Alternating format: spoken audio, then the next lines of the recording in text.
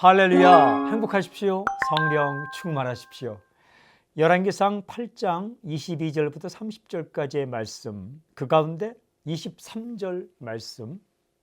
이르되 이스라엘의 하나님 여호와여, 위로 하늘과 아래로 땅에 주와 같은 신이 없나이다. 주께서는 온 마음으로 주의 앞에서 행하는 종들에게 언약을 지키시고 은혜를 베푸시나이다. 방금 읽은 구절은요, 솔로몬이 여호와의 제단 앞에서 이스라엘 온 회중과 마주서서 하늘을 향하여 손을 펴고 하는 말입니다. 아주 중요한 말이죠. 이런 고백이 있습니다. 주와 같은 신이 없나이다. 와, 주와 같은 신이 없나이다.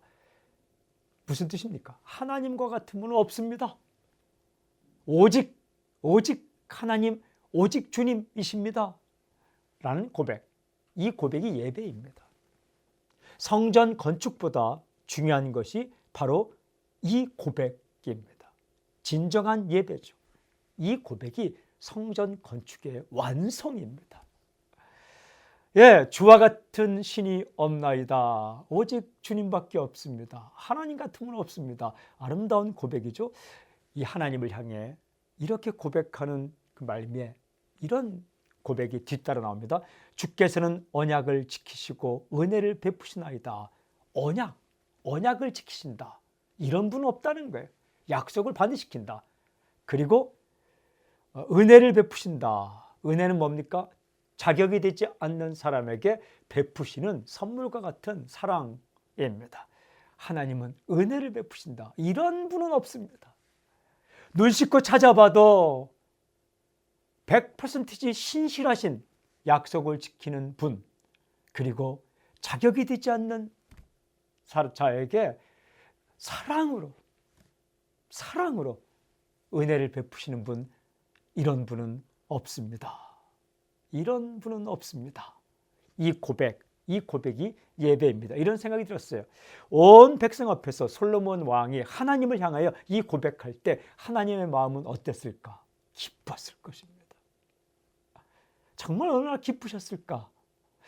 이 고백이 있었으면 좋겠다라는 생각이 참 많이 들었습니다. 오늘 메시지, 주와 같은 분은 없습니다.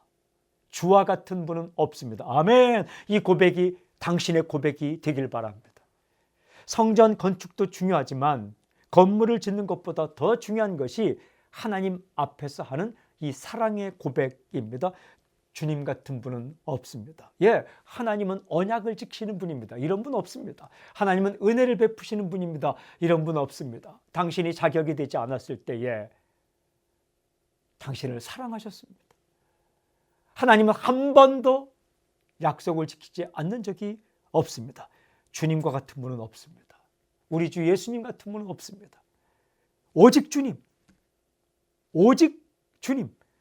이 고백이 오늘 당신의 고백이며 또한 일평생의 고백이며 또한 당신의 가족들의 고백이 되길 바랍니다.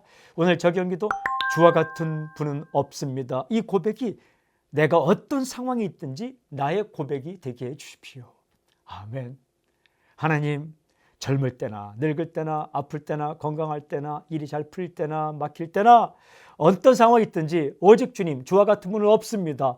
이 고백이 나의 고백, 우리의 고백이 되게 해 주십시오. 예수님의 이름으로 기도합니다. 아멘.